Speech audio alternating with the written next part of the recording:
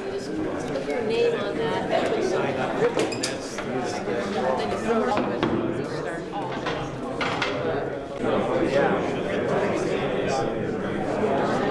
Nice to meet you. Maybe I meant something. But we have like a big cutout in one of the closets upstairs. Well, I think we're going to get started. My name is Ian Albinson. I'm the chair of Bristol's Energy Committee, and I want to thank you all for coming tonight for our ButtonUp Vermont Bristol event. This is co-sponsored by Bristol's Energy Committee and Efficiency Vermont's ButtonUp program, which is sort of happening all over Vermont right now. The Energy Committee has become a ButtonUp hero. And so by becoming a hero, you work with Efficiency Vermont to promote the ButtonUp program and to hopefully educate and encourage people to sign up for contractor visits to look at weatherization for your homes. That's the main reason for having this event, is sort of looking at the energy use that you have and trying to fix the problems that you might have in your home or your business. The agenda tonight will be Matt Sharp from Efficiency Vermont. He'll give about a 45-minute presentation about weatherization and about energy saving. He'll introduce the two contractors that are working with the ButtonUp program for the next few months, Eric Hartman at Harvester and then Nate Guskoff at Silver Maple Construction. You'll have an opportunity after Matt's presentation. We're actually going to go to Bob Donis, who is a local resident in Bristol, who had an energy audit done about 10 years ago and had a checklist of work done on his house and has seen tremendous improvements over that time period. So Bob's going to talk a little bit about that. We also have material that the Energy Committee has produced that are case studies. Bob's house is one of them. Richard Boots at the back there, who's a member of the Energy Committee. We also have a case study on his house. And these are houses that could be similar to yours in terms of 1900s or 1980s or 1850s, where you live in a house and you obviously need to make improvements to it, but maybe you don't know where to start. So hopefully this event will help you down that road. And then after that, we have an opportunity. You can get some food or snacks at any time to be able to talk with the two contractors we have here and ask any questions. We'll also be around and have information on our tables at the back. If you were one of the first 25 to come tonight, you have an opportunity at the end to pick up a free LED shop light, and then we also have a little drawing for a smart thermostat and Nest. And so everyone should have their tickets, and we'll maybe have one of you guys pick out the winning ticket, and hopefully one of you will go home with that this evening. So I think that covers everything. I'd like to introduce Matt Sharp. Oh, that's true. So we have, along with our vendors, contract vendors in the front, we have National Bank of Middlebury, which has a number of loans and financial incentives if you're thinking about going down this road to improving the efficiency in your house and need to get financing. We also have Green Mountain Power are here as well, demonstrating the systems that they have available through their programs. Did that cover everything? I think so. Let's see if your microphone works, and if not, I'm gonna put that up too, just in case. Take it away, Matt. All right. Thanks everyone for coming. This is a great turnout for one of these events. I do a few of these a year, and I see maybe 3 people, 5 people sometimes, and traveling. I'm here in Bristol where I live, but sometimes I travel an hour or so to get to these. And it's great to have a talk with just with 3 or 4 people, but to have this many people turn out is excellent. So thank you all for coming. So I'm going to go over some things about your home that you can look to save energy, and some of them you probably know already. Hopefully there's a few that you don't know already you can learn and start doing. There are some resources, some financial incentives, and some financing that are available, and I'm going to go through that. And the real call to action at this event is you have an opportunity to meet with one of the contractors here and get a free walkthrough. This is not an audit, it's not a full audit that you would pay a few $100s to get, but it's a good place to start to find out what are some things you can do to improve your home and how much is that going to cost. And so we'll have a chance for you to meet the contractors. They'll come up and say a couple words.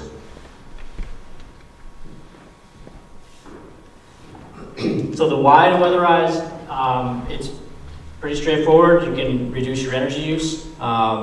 Comfort is a big reason why you might want to do it. The increase in comfort and the increase in the indoor air quality of your home once you weatherize it and you fix that foundation and keep the dirt floors covered with the vapor barriers. Things like that can really go a long ways to improving the quality of your home and its durability. There are a lot of reasons to do it. The environment is one as well, to reduce the amount of carbon we're polluting into the atmosphere. So the easy stuff are behaviors that you can do or small actions that you can take that are pretty cost effective. You might be doing these already, but I'm going to talk about conservation and efficiency. So conservation being behaviors. They don't cost anything other than your time to take an action. And then efficiency is using technology that you can get the same amount of value out of a light or something like that, but it's going to use less energy to do so.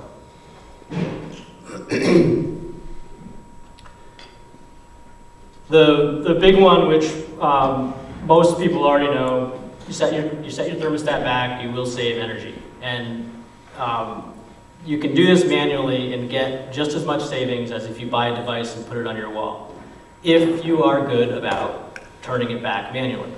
The nice thing about the devices is it does it for you automatically. You can program it so it's warm when you get home, or in the case of the smart thermostats that are out there now, which I think there's a drawing here tonight to win one, they can learn from your behavior within the house, and it will automatically start setting the temperature to the way, to your occupancy. So if you're not home at the time where you typically have the set point come on, it will know you're not home and it won't come on yet. So they are proven to save energy, and so Google is the owner of Nest, and they are data hounds. And there's a guy named Michael Blasnick who's a building scientist who analyzes a lot of data about homes and energy, and he works for Google now, and he did a study about all the Nest thermostats around and found that Vermont is actually the state that keeps their set point the lowest across all the temperatures. The balance point's the lowest. So good job on the conservation. I think everybody knows this, right? People keep their houses probably colder than they'd like to save energy. It does work. The nice thing about efficiency is that you can start buttoning up your home, and you can have much higher comfort at those lower temperatures. So it can really go away and improve your life. So the next one is hot water. Check your set point in your water tank. For a while there was some laws that said that tanks had to be set at 140 when they went in with mixing valves, and that is true of some water heaters, and that is to protect from bacteria growth. But a temperature of 120 is enough to keep bacteria from growing and will save you energy from a set point of 140. So set your tank back to 120. An easy way to check is you can just get a thermometer, like a meat thermometer or something, put it under a faucet at hot, find out what your temperature is. If it's up around 140, go down to the basement, set the water heater back to 120. If you have a mixing valve on that water heater, you might need to adjust that so that at the tap, you're getting the temperature that you want. And then another easy thing is wrap the pipes. Wrap the pipes of the water heater.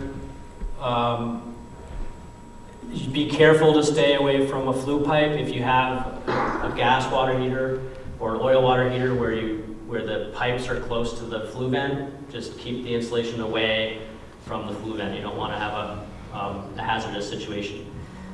The other thing is wrap the first 5 or 6 feet of the cold water side off your water tank as well, because the pipe can conduct heat from the tank through that cold water line. So if you insulate that pipe, you can have a little bit of savings as well. And then on the efficiency side, low flow shower heads, faucet aerators.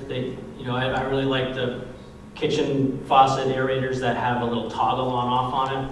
So you can set your hot water temperature to what you want for washing dishes, and then you can just toggle it off so you don't leave the water running while you're washing the next one or off to something else, and you can easily toggle it back on when you're ready for that nice set mixed temperature that you've already got.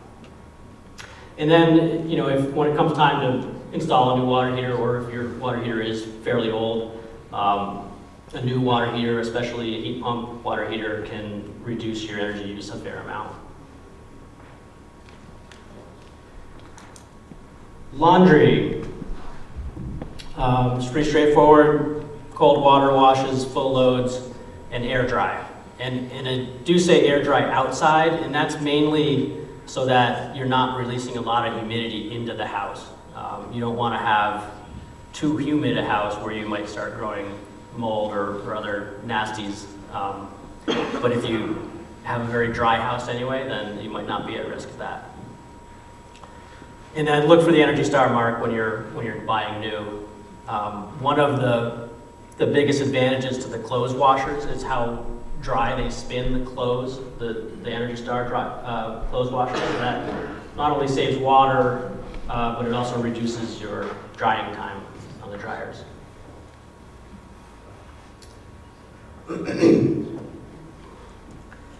Home electronics, the conservation option is just turn the appliance off.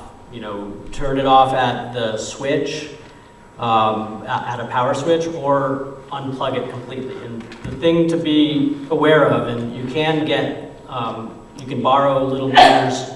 I'm not sure if the Bristol Library has them. I think the Middlebury does, or you can borrow them from Efficiency Vermont. There are meters you can plug in to see how much electricity any of your devices use. And check it when you have the switch off to the device, because a lot of these devices use power constantly when they're off. And the ones that are notorious for it are gaming systems, like, gaming systems in general. When they're off, a lot of times they're keeping power on to save the game, or save the high scores, or save whatever it is you're saving. And so if you're okay with losing that data, turning them off, they can use 100 watts just on all the time sometimes. So the efficiency measure is this power strip. It's called an advanced power strip, and it will shut off power to things that are plugged into it, so that it doesn't have that trickle use of energy. And the way it works is that dark green plug is a control plug, and then the 3 to its right are controlled by it. And so when the power strip senses the control plug is turned off, it cuts power to the other plugs completely. So if you had that PlayStation, or the fax machine, or the DVD player, or whatever it is that you only use when you're using the controlled plug, it'll automatically cut power to those things, so you don't have to worry about it constantly sucking energy. So that's a pretty good option, especially for home entertainment or home office scenarios. And then there's lighting. LEDs, pretty much everyone probably has an LED in their home by now. LEDs are bought down by Efficiency Vermont, so you should see them for $1 to $4, $5 at the hardware store. That's the rebate going directly to make the price lower for you. And the conservation side of this is just turn the lights off. And even if you have LEDs and CFLs, you can do your part, and you can save energy by turning off the lights when you're not using them. That's the easiest step to take.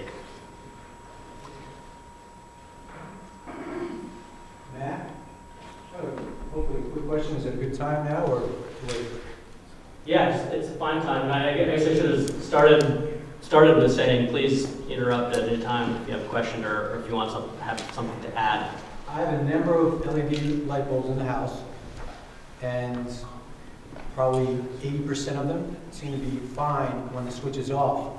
But speaking of phantom energy, there are a few, I walk around and the house is completely dark, that they are in this very light glow. So I don't know if the electricians wired things a little off. There's an electrician here somewhere?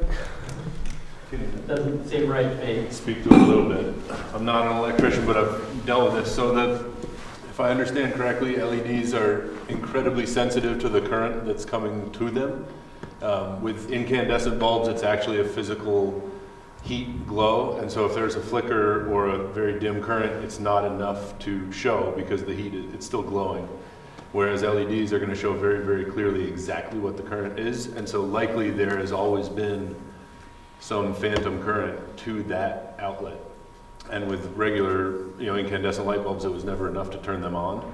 But the LED is picking it up because it'll give you a very accurate representation. So it's probably worth getting checked out because there shouldn't be a current to that switch when it's off. Right. So Also, 80% of the house, this is today, that rough figure, they might all be wired correctly. The other 20% where they're glowing slightly. Check that wiring possibly. there shouldn't be any electricity going to the bulb when the switch is off. So that alone says, yeah, there's something a little funky in the wiring, and the LEDs are just showing that.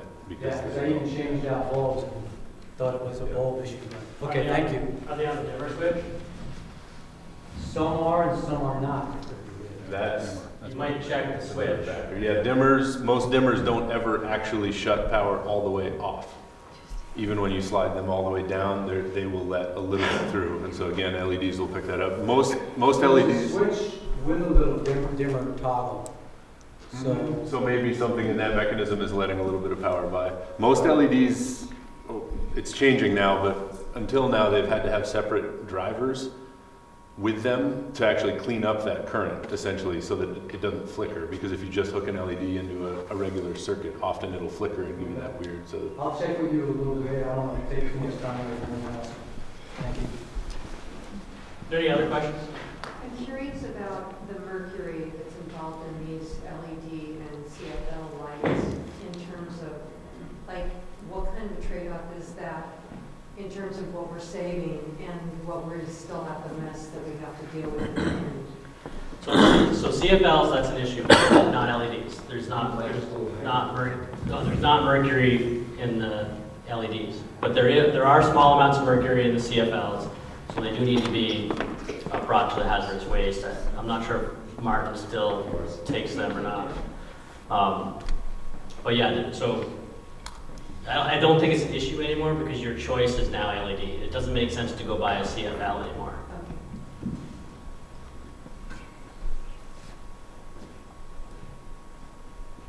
And then one more on this, just conservation and efficiency. Make sure you have your boiler or furnace clean and tuned once a year if it's oil, and every couple of years if it's gas. This can not only save energy by getting it into tune, but it also can make sure you're not running high carbon monoxide, or make sure the system's venting properly.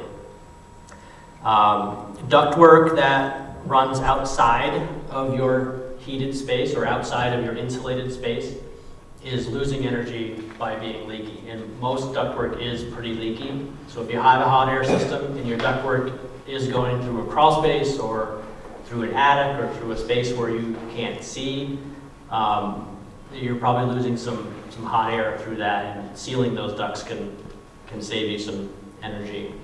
On the efficiency side, there are much more efficient systems out there now, especially in terms of gas. Oil systems don't get a huge jump in efficiency unless you have a real dinosaur. But you can, probably save 10–15% if you have an old bad furnace just by upgrading to a new one, and that's a fairly expensive endeavor, but it is effective. And as far as rebates go, Efficiency Vermont has a lot of these rebates are instant. So when you buy the product, you'll get the discount. And we have this marketing to try to indicate what to look for. So if you're out shopping for a clothes washer, lighting, a smart strip, if you want to know you're getting the rebate, it should have a tag like that on it. All right, so that's kind of like sped through that section because I think it's stuff most people are aware of. It's just to reinforce it. And I'm going to get into now heat loss and how and why to button up your home. Any other questions about appliances, lighting, devices, anything like that? What are some of the other major appliances that pulls energy out when you shut it off? And it's common around the house that we wouldn't be thinking about. Well, so I mean, TVs are common. The Energy Star mark does show that they draw less. That's pretty much the only thing the Energy Star means on that. But so TVs, anything with a remote control, it's ready to be on, and you pay an energy penalty for that. And so if you're not interested in, or you're able to, or you're willing to get rid of that convenience, then unplugging it or putting it on a smart strip can cut that. And those are, maybe only 1 watt or 2 watts. But computers, yeah, not so much laptops, but desktop computers. Yes. Printers sometimes. I think that the easiest way to tell is to get one of these meters, and I saw Eric has one at his table over here if you want to see what they look like. So with those, what do you call those, power strips, do they make them with surge protectors as well? They do, yeah. They make them with surge protectors, they make them with cable hookups, they make them with phone jacks, so you can get one that kind of meets whatever need you're trying to meet. And it also has always-on plugs. So the picture I showed had the controlled plugs, but also has always-on plugs, so your modem you always want to have on. You can plug it into that. Yeah? Found in the past, wall warts, especially the big heavy ones, were my big pullers of energy when you didn't realize when they were plugged in.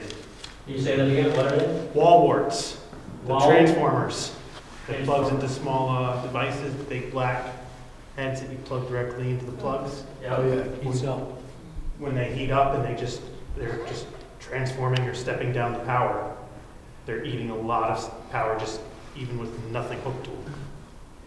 Yeah, so that's a good test. If it's warm, it's pulling power. So if you have a transformer or a plug or a charging plug that's warm when you're not using it, unplug it off the wall.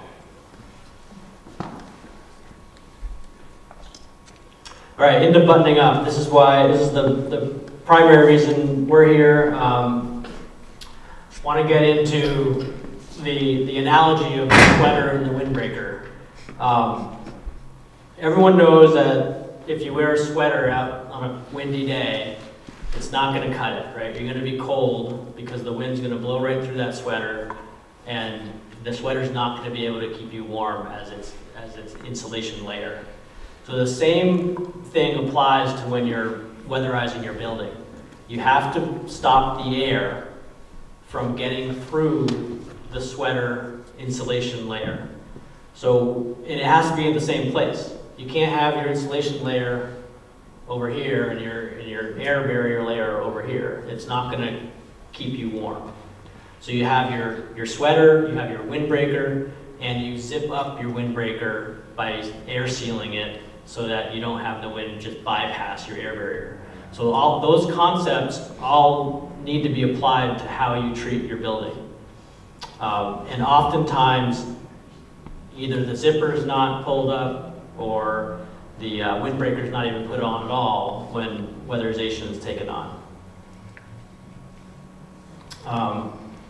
The way air is lost in the building, heat air rises, hot air rises, but what's less commonly known is that air is replaced by that hot air that's leaving. And that air that's replaced typically comes in lower in the building because their negative pressure starts to pull low in the building as the hot air rises and pushes out the top. So you have a negative pressure down low where air is leaking in, you have a positive pressure up high where air is leaking out, and those are the two highest priority areas to seal. Where you don't have a pressure difference, which is really where blue bleeds to red in this, you don't have any stack effect. You don't have any pressure that's driving hot air to go through any, even if you had a hole. If you had an open window at a neutral pressure, you wouldn't have air leakage unless the wind's blowing, which is a different source of pressure. So the natural occurrence of hot air rising and cold air coming in down low creates this stack effect which drives your heat out the top of your building. So the top of the building is the highest priority, second highest is the bottom. And then the middle of the building becomes pretty costly because that's your living space. So it's less of a priority to take on those air leaks. So summary of what I just said, you got to have the air barrier to stop the leaks.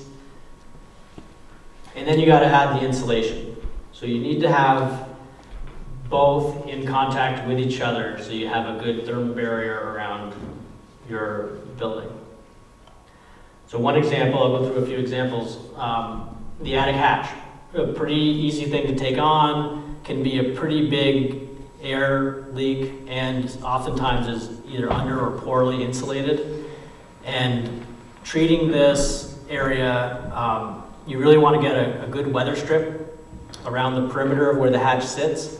And you want to attach the insulation, and ideally it's a board insulation material that you can attach to the attic hatch.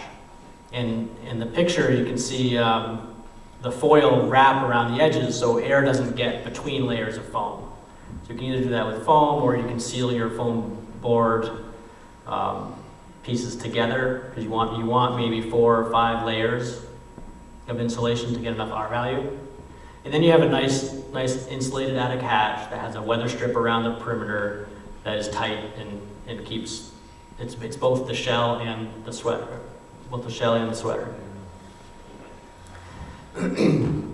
Plumbing penetrations, another very common one, even in new construction. So if you have a house that's not all that old, this could very easily be a problem as well. Top plates at the attic level from plumbing or electrical, and even all of the lineal feet on either side of the top plate where the sheetrock meets the wood, air is able to get past between the sheetrock and the wood. Air leaks up into the attic through those interior partition walls. So you have a lot of interior walls that are not meant at all to be insulated, but they are little chimneys that let hot air get up into your attic.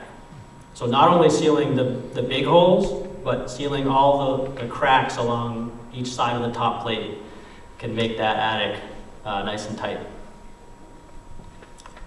Chimney chases can be large heat loss as well. And this picture, if you went over to that chimney and looked down, you'd look all the way to the basement. And so you have a big chase there where they framed it to keep the framing away from the chimney, which you have to do for fire codes. But they left it open without a draft stop. And the solution on the right is something non-combustible, like sheet metal, that is sealed to the chimney with a fireproof caulking material. So you create a nice cap that meets the fire regulations but stops the air. And now you're able to put the insulation, you still have to keep insulation, at least some insulations away from the chimney a couple inches, but you're able to stop the air from just leaking up past the insulation. Down at the bottom of the house, the rim joist area where the floor sits on the foundation, Oftentimes, you'll see fiberglass in there. Sometimes it's mouse-ridden. If you have an old house, you might just have a beam there. But this area, if you have fiberglass there, it's probably worth removing and putting a foam board or some kind of board insulation that stops air and seal it in place. These areas can be pretty leaky where the wood frame sits on that mud sill. So there's a lot of wood-to-wood connection that needs to be sealed. And that can be sealed with foam board and spray foam. You could go at it with caulking and then put the fiberglass back. But the best case is that you have a good 3-4 inches of board insulation that's there in each box. The bulkhead door is a big one. They're really, if you have a bulkhead door like this, you really need to have a tight air seal at the vertical plane where the foundation wall is. And this could be either a standard exterior door, or you could build one out of plywood and foam. But there does need to be a weather-stripped, insulated, airtight stop at this location, and it's the lowest in the building, so you tend to get a lot of air incoming into the building through this spot. So priorities: the attic, those top plates, and the hatch, and then the basement, that rim joist area as far as air leaks. And if you have a stone foundation, then the stone, between every stone, you're going to see a fair amount of air leakage, and that's going to be something you'll want to tackle. How would you tackle that with caulk? The field stone? Yeah. There are a few ways to do it. It gets hard if you don't want to use spray foam, but spray foam is the easiest, probably the most economical way to address it, just because it seals and insulates all in one spray. If you tried to air seal every lineal foot of foam or of stone, you would have basically your wall all spray foamed.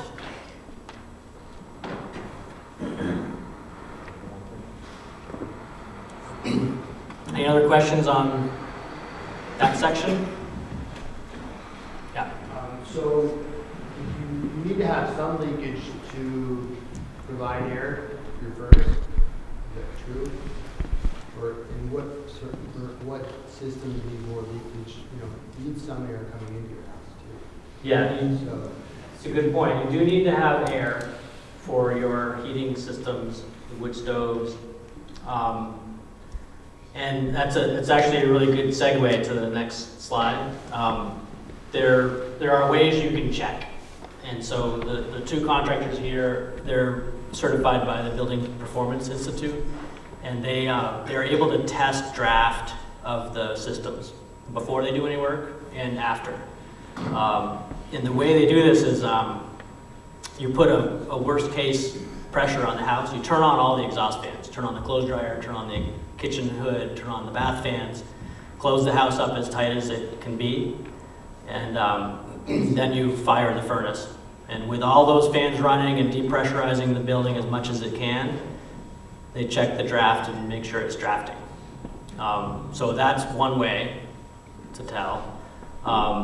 You have to get pretty tight for there to be a real problem. So if you're aiming for that, and that's where your scope of work is going to lead you, you got to make plans to either bring air to your system or go to a sealed combustion system where air is piped directly in a closed combustion scenario, because you really don't want to have the energy penalty of a leak that's always a leak, not just a leak when you need it. There was a question. Well, basically, my question is what do you do? For example, I know one house where just you turn everything on and then the wood stove blows smoke into the space because it's too tight. But it's not set up for sealed combustion. So what do? You got a new wood stove. Yeah, I mean So in the wood stove scenario, you can pipe air directly to a wood stove. At least the modern wood stoves, you can pipe it directly. You still have the issue though of you open the door to feed it, or it's an issue when you start the fire. Once the fire's going, you're not going to backdraft that. It does actually. When it's full on? When it's on, yeah. You turn on all the vents, like especially the kitchen, but not a lot, but a little bit. So then piped air would help. So you pipe air to the stove directly from outside. These modern stoves have a 3-inch air kit that you can get with them. If it's an old stove, you're just able to pipe air to the hearth, and you can put a little manual closing damper on it, so you can open and close it. So that's, the codes now for new construction call for that. All wood stoves have to have piped cold air supply, and you'd have to be looking at a pretty big renovation to get an old home to that level. And if you're going in that direction, you definitely got to think about it and bring the air in during the renovation. Maybe replace your wood stove if you have to. Fireplaces can be even more challenging if it's an old fireplace with no air supply. So I wonder if there was some kind Abandon of it, heat I'd say. exchange device that you could use, but you need to bring in more air than you're putting out, so. That's why the piped air is nice, because you bring air in only what you need. Just cold. And it's not mixing with your living space. You don't have to worry about the draft. I was going to say with wood stoves, the whole science to the amount of chimney you have to get the smoke to leave, size of the flue, the pipe, if that doesn't match up with your stove, then you're going to have backdraft. No, it's a very tall chimney, and it does match the size of the stove.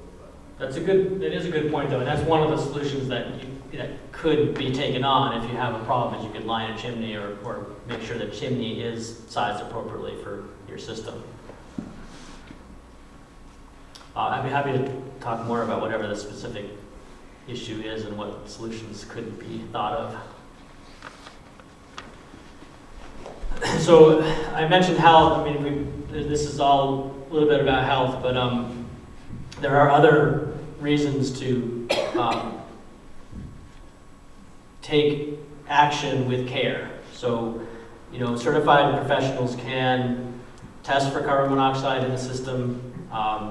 They have a good understanding of how to treat moist areas so that when you have a tightened house, you're not letting the water vapor come up through the dirt floor and cause some mold issues in your house.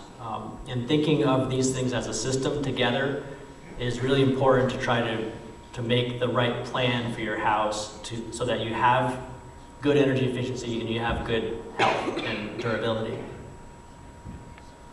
Isn't it important to have your radon checked? Yep. Before you do any kind of work in your cellar, right? You should have your radon checked regardless of anything. And if you have high radon, the chances of a weatherization project to fix that is going to be pretty small. If you have radon, you probably need to get positive radon remediation, a fan. There are some things you can do with polyvapor barriers and sealing up the basement that'll keep the radon in the ground, which if you're borderline on your radon levels, you could fix it that way. And if you needed active remediation, you'd have to do that part anyway. I think it's important, not that you're going to change your slides or anything, but I think anybody who watches something like this should have that be on their radar to check the radon. Yeah, it's true. There are a lot of potential health issues in your home now that this slideshow is not getting into, and just a couple of those other things to be aware of. If you have vermiculite in your house, which is an insulation material that likely contains asbestos, you don't want to go digging around in that and stir it all up. The best thing is to either leave it be or have an asbestos contractor remediate it before you start air sealing your space. So that can be a huge barrier. Knob and tube wiring, you can't insulate on top of knob and tube wiring that's active. It's a fire hazard. So if you have knob and tube wiring, make sure it's inactive, or that can be part of the project to rewire that section so that you can insulate it. And I'm sure there's many other health and safety concerns that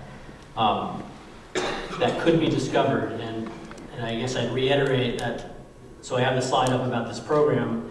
It uses contractors that are certified and agree to perform tests on buildings and to do things to a certain level of quality, and including not disturbing vermiculite, not insulating over knob and tube wiring, testing for backdrafting.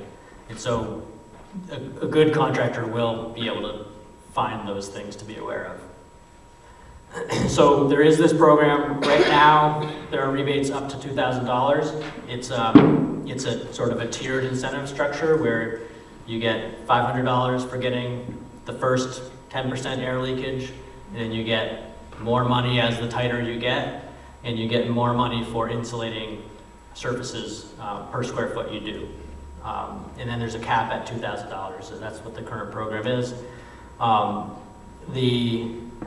The offer that's sort of in front of Bristol right now is that these two contractors, Silver Maple Construction and Harvestar, have agreed to do free walkthroughs and give people who sign up an estimate as to what they could take on and what it might cost. And the walkthrough is not going to include any testing. It's not a full audit where you would get a lot of testing. But they would be able to recognize some things like, oh, there's vermiculite there, or there's knob and tube there, and be able to write a work scope appropriately.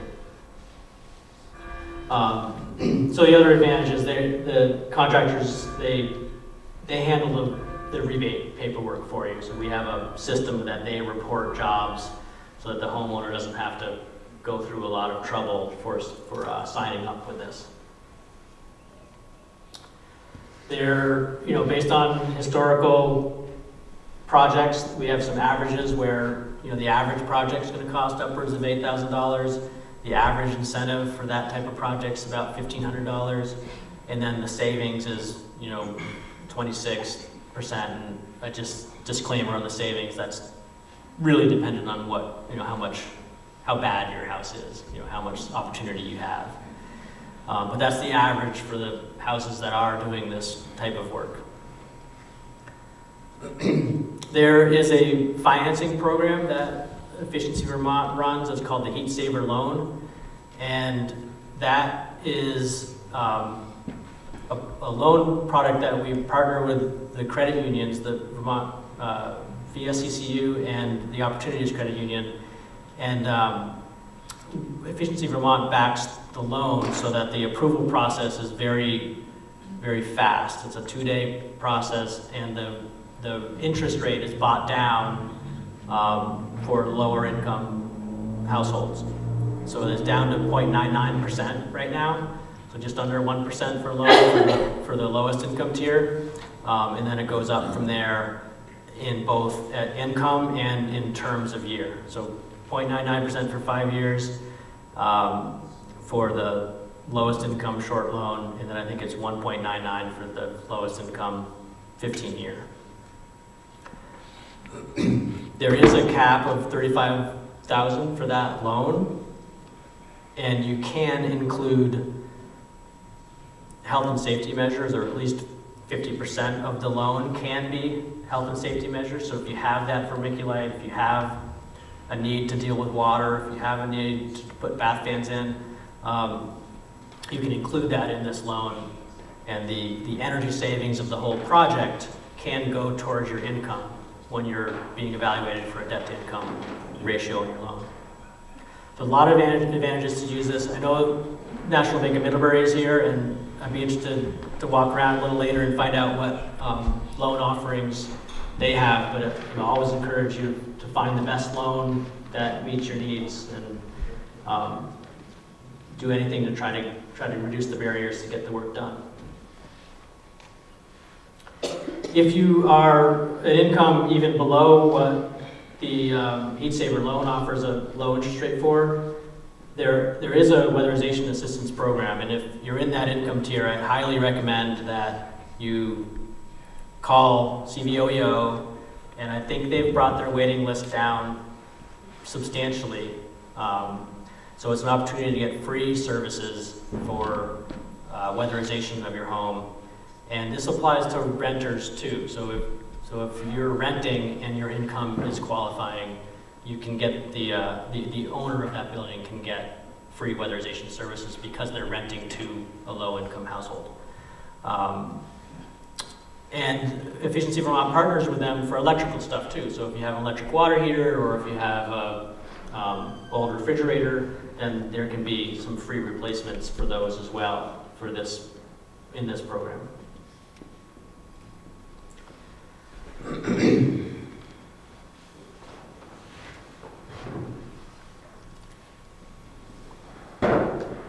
So sign up for a walkthrough.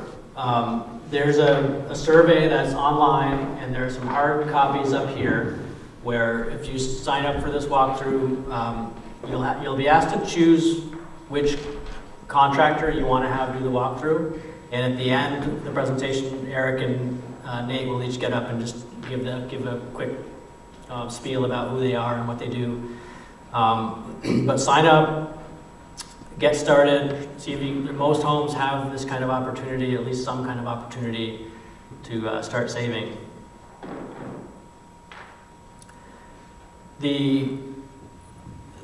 There is some follow-up that the Bristol Energy Committee is going to be doing to, if you sign up for this walkthrough, you'll be getting contacted by the contractor within 3 days to set up a time. You'll get follow-up after that from Bristol Energy Committee members to try to help you on your way if you're running into problems, if you don't know what to do. The Energy Committee's agreed to sort of be that liaison and to help you find solutions. When the contractor does their walkthrough, they'll provide a proposal. So it's just a visual assessment. It's thought to take only about an hour. There's not diagnostic testing, but you do ask that you be present for that, because there can be a lot of information shared during that walkthrough, just verbally from the contractor to you. And then the proposal will be there, and it's no cost to get this service. This is something that the Bristol Energy Committee has arranged. So there is a timeline to this. I'm just going to read off the slide because I'm not super familiar with the timeline. You got to sign up. So once you have until the 15th of December to sign up for your walkthrough. And then the contractors will do the walkthroughs between the October 1st and March 15th. So between now and March 15th. The volunteers will be doing follow-up through mid-April.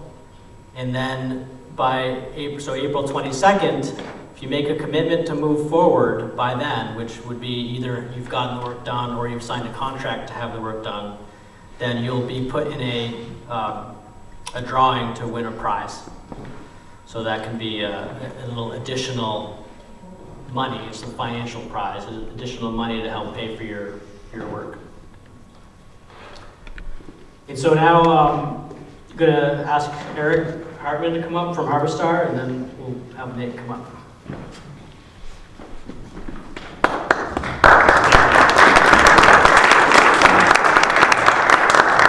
Hi everybody, thank you for being here. I'm looking forward to meeting you all and helping you move towards your energy goals. So let's get to it.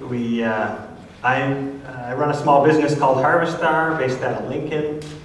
We're just a team of 5, and we started out actually as a solar company. And the more homes I went into, the more I became passionate about home performance, because some homes you could see through their exterior walls. And tightening up a home and investing in your thermal envelope is the best return on investment. Really simple things. Matt's talked about most of them, but air sealing and insulating can pay off in even just a few years. So we carry a wide range of products and services, but we will coach you through the process. So we'll walk into your house and help you reduce your energy bills through insulating. Maybe we'll implement heat pumps after that, and then solar. So that's what we do, and I look forward to meeting you. Thanks. Thanks, Eric. Yeah. And on this side, here's Nate. Thank you. Evening. Yeah, what these guys said. Thanks for being here, butting up your homes. I've been building for 15 odd years, 20 years, and in the last couple years I've had the chance with Silver Maple to kind of go down the building science rabbit hole. It's a rabbit hole that I like quite a bit. So I got the BPI certification that Eric also has to do the energy audits and such, and luckily Silver Maple is letting me kind of run with it. So while most of the guys are building big houses and doing renovations and such, I get to go do energy audits and come to events like this, and trying to learn more of that and really enjoying it. And it's just fun. I love knowing houses. I love knowing the systems. And without a doubt, even with 15 years of building experience and lots of personal anecdotal experience, when I went for the training and started studying the actual building science that's going into technology and techniques today, it's a whole new world. I mean, what is the common conversations right now are way different than they were 20 years ago in terms of what houses are and how they're performing and what we're looking for. And it's fun. The experts often don't quite know how to answer the questions that are coming up because a lot of it's new territory, so it's fun to be a part of it. I brought a bunch of stuff. I was gonna kind of introduce all the gadgets all at once, just so I didn't have to, but maybe we should just wait and have you guys come up. Do you have a preference on that? Either way. I mean, I'll just real quick without getting too far into it, and Eric's got some stuff here too, but these are some of the things that I'll use in an audit.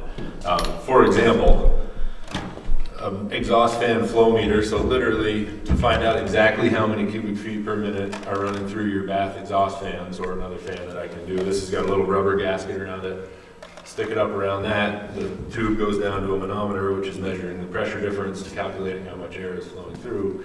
Then we can find out, for example, okay, you've got 40 cubic feet per minute through your bath fan, but you need so much because your house is so tight. Let's calculate and figure out how to get your air balance right. This is one of the tools for that.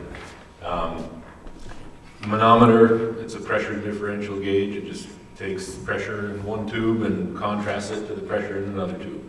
But it's got a brain in there that does a whole bunch of calculations that will put that number into context. Thermal camera, looks like a digital camera except it sees heat.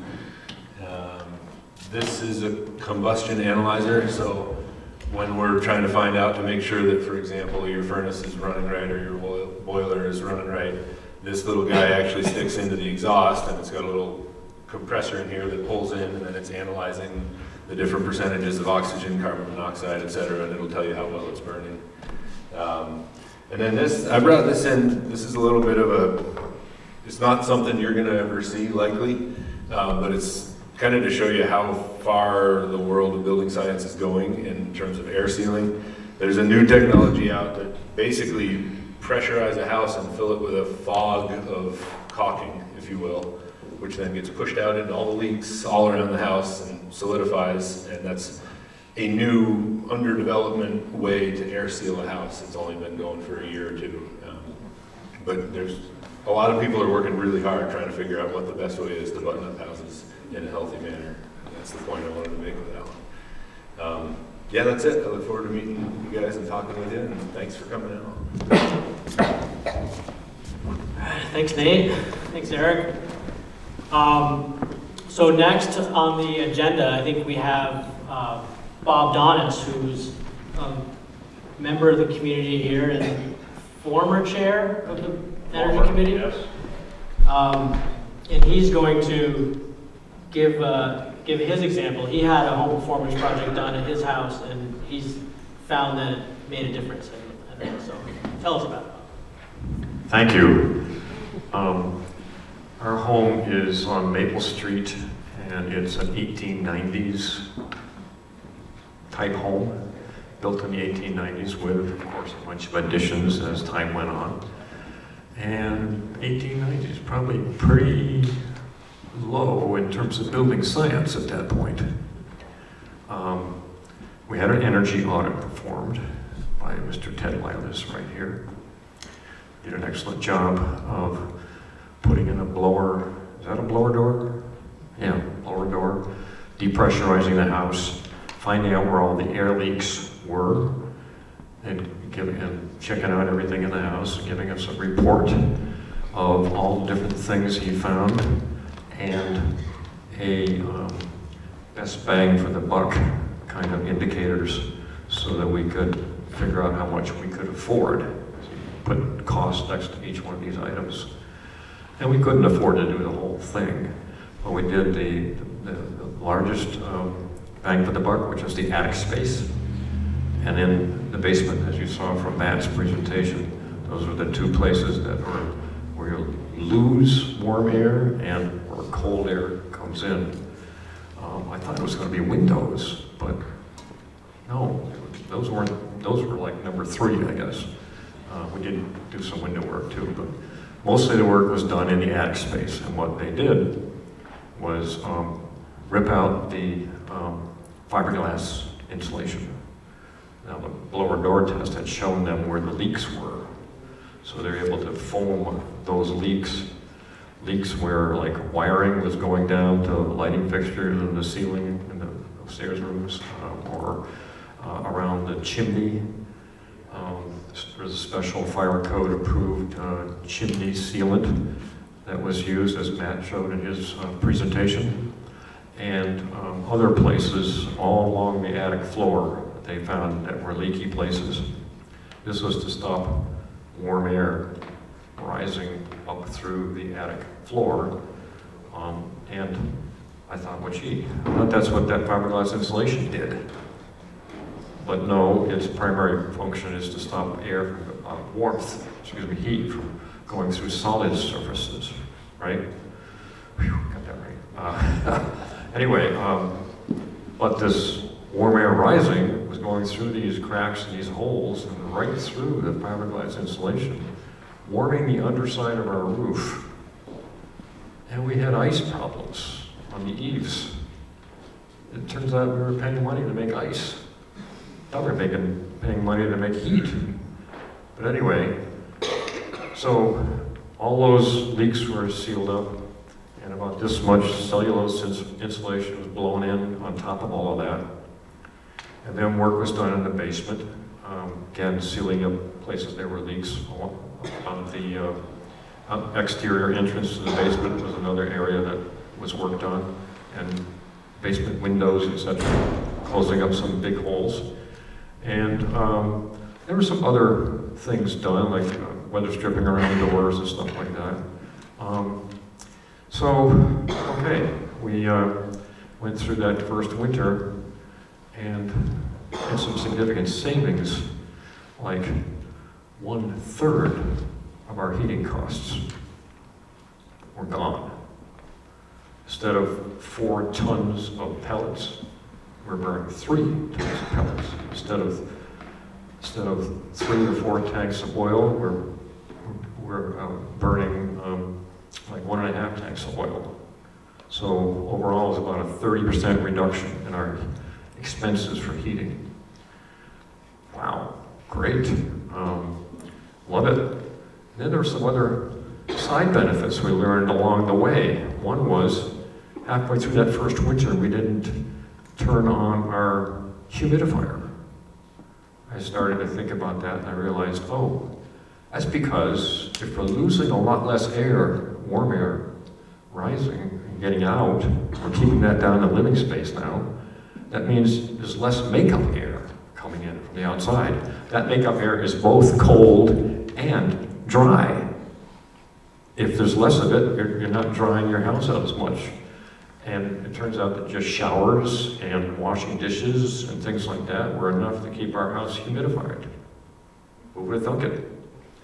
Then that summer, we realized that, gee, if we just opened the windows in the evening at night, the house would cool down, and it would stay it would still kind of rise up during the hot summer sun, but it would stay a lot cooler than it had been in the past. We didn't turn our air conditioning on. Who would have thunk it? And we don't have air conditioners anymore. Even in that 90+ degree temperatures this past summer, we had some people staying in our home during that period of time, and they remarked on that fact that this place is really cool, even when it's 90+ degrees outside. So there are a lot of immediate benefits in terms of the heating costs, but also these wonderful side benefits as well. And we have, this is about 10 years ago or so that we did this, and we have gotten our investment back. And we're in the gravy mode now. Every year the savings go on and on and on. And I think this is also the case if you went for a loan, that you can structure loans so that the savings is greater than the amount you're paying off on the loan. And of course, once that loan is paid off, you're in total gravy mode. So that's basically what I had to say. Any questions? No? Thank you.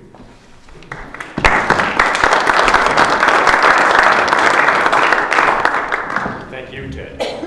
Right there. Nicely said, Bob. Sounds like that's, and I think that's an example that is repeated around a lot. A lot of these projects are getting the same kind of benefits of comfort in the summer, comfort in the winter, lower bills. So it's if you're using a lot or if you're uncomfortable, this could be a really good opportunity to find out why and find out how much it's going to cost to fix it. So I think we're at the time where, if you haven't signed up for a visit yet, you can sign up. We can open it up to questions and discussion if anybody wants to go on a topic and talk about an experience you've had or a question you have. And if we're all set, then I'm going to stick around. The other people are going to be around. Let's feel free to talk and ask questions. Were you going to talk about the do-it-yourself program? I wasn't, but I will. Okay, sorry. There is a do-it-yourself program that if you saw some of the things that I presented, like an attic hatch, or your rim joist box sill area needs to be insulated and air sealed, or you have a bulkhead door, or if you have windows that need weather stripping, or if you have windows that need a storm window, or maybe you're going to replace window. We've not ventured in the do-it-yourself realm. We've been trying to keep projects that work with certified contractors just so that they can test and make sure work scopes are of good quality. But we've opened it up now to this DIY program, which basically if you do 3 out of 7 things, there's a list of 7 things. If you do 3 out of those 7, then we'll pay you the cost of the materials that took you to do it up to $100. And so those 7 things are the attic hatch, the rim joist, box sill area, weather stripping windows, weather stripping doors. Let's see, what else? Air sealing an attic, sealing a bulkhead door in your basement, and storm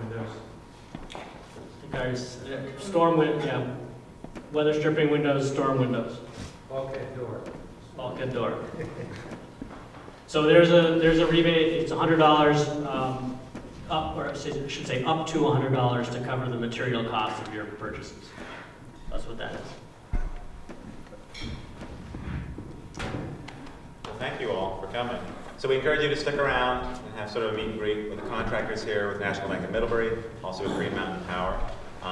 I think all of you are, oh, and so we have our sign-up table here. So if you're talk to contractors interested in doing that, we have the sign-up forms and we can help you complete them.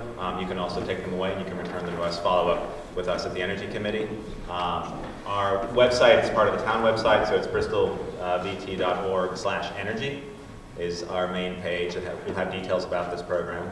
Tables at the back, we have a bunch of information from Efficiency Vermont, and we also have the case studies that we've prepared ourselves of houses that are in Bristol, so to give you those examples.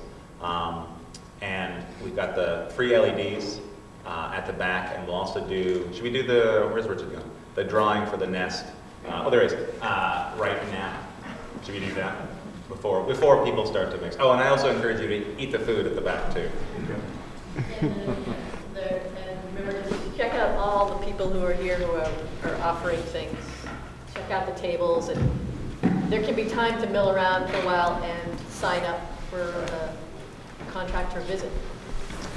So if you've been waiting with bated breath for a learning thermostat, it scares the heck out of me, but this is a $250 giveaway that will allow you to control your house from anywhere in the world, literally, with your cell phone. So Matt, would you pull one? See, who paid me the most money on that? Or who's about to? Okay. So, this is Alice, or no, I'm sorry, Mike. Looks like a D-A-R-H. Dash? Yeah, Dash. Wow. Mike.